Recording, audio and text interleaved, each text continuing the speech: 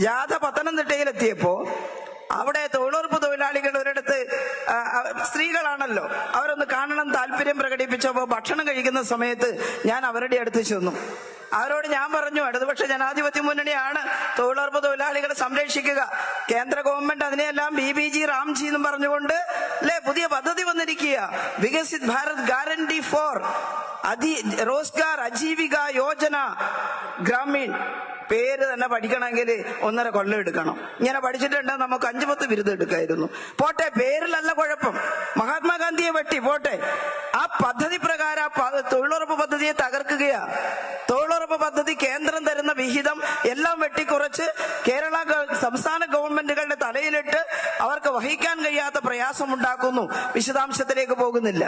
ഞാനവിടെ പറഞ്ഞു, ഈ തൊഴിലുറപ്പ് പദ്ധതി ഇടതുപക്ഷം UPA ഗവൺമെന്റിനെ സപ്പോർട്ട് ചെയ്യുന്ന സമയത്ത് ഇടതുപക്ഷത്തിന്റെ സമ്മർദ്ദത്തിന്റെ ഭാഗമായിട്ട് വന്നതാണ്. നിഷേധിക്കാൻ പറ്റുമോ?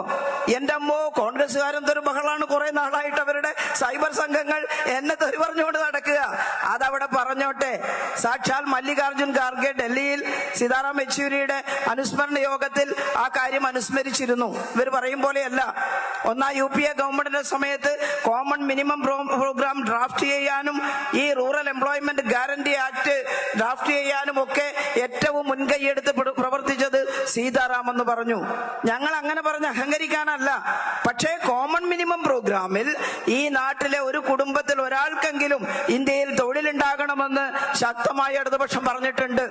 അതെല്ലാം ചേർന്നിട്ട് തന്നെയാണ്. അതിനു മുമ്പ് ഇതുപോലുള്ള സോഷ്യൽ റിഫോംസിന് കാരണമാകുന്ന ആക്ടുകൾ വന്നിട്ടില്ലല്ലോ. ഇത് അത്തരത്തിലുള്ള നിരവധി ആക്ടുകൾ അതിൽ ഉൾപ്പെട്ടത്. ഇടതുപക്ഷത്തിന്റെ 60 സീറ്റ് ഉണ്ടായിരുന്നു.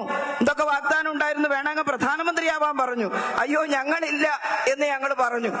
ഏത് വകുപ്പാണ് വേണ്ടത് ഇടതുപക്ഷം എടുത്തിട്ട് മാത്രമേ ബാക്കി ആലോചിക്കുന്നുള്ളൂ. അന്ന് ബഹുമാന്യായിട്ടുള്ള സോണിയാഗാന്ധി പറഞ്ഞു, ഇടതുപക്ഷം ജനസ്നേഹത്തിന്റെ പക്ഷമാണ്. ഇതൊന്നും നമുക്ക് വെറുതെ പറയാൻ പറ്റില്ലല്ലോ. അന്ന് പറഞ്ഞിരുന്നു. ആ പറഞ്ഞതിനനുസരിച്ച് തന്നെ അന്ന് പെരുമാറി. പക്ഷെ ഇന്തോ-US ആണവ കരാറുള്ളപ്പോഴാണ് നമ്മൾ പിന്തുണ പിൻവലിച്ചത്. അത് പിൻവലിക്കാതെ ഇടതുപക്ഷത്തിന് തരമില്ല. ഇപ്പോ ഇന്തോ-US ആണവ കരാർ മാത്രമല്ല, ബാക്കി എല്ലാ കരാറിനെയും നമ്മൾ എതിർക്കുകയാണ്. ഞാൻ അവസാനിപ്പിക്കുകയാണ്.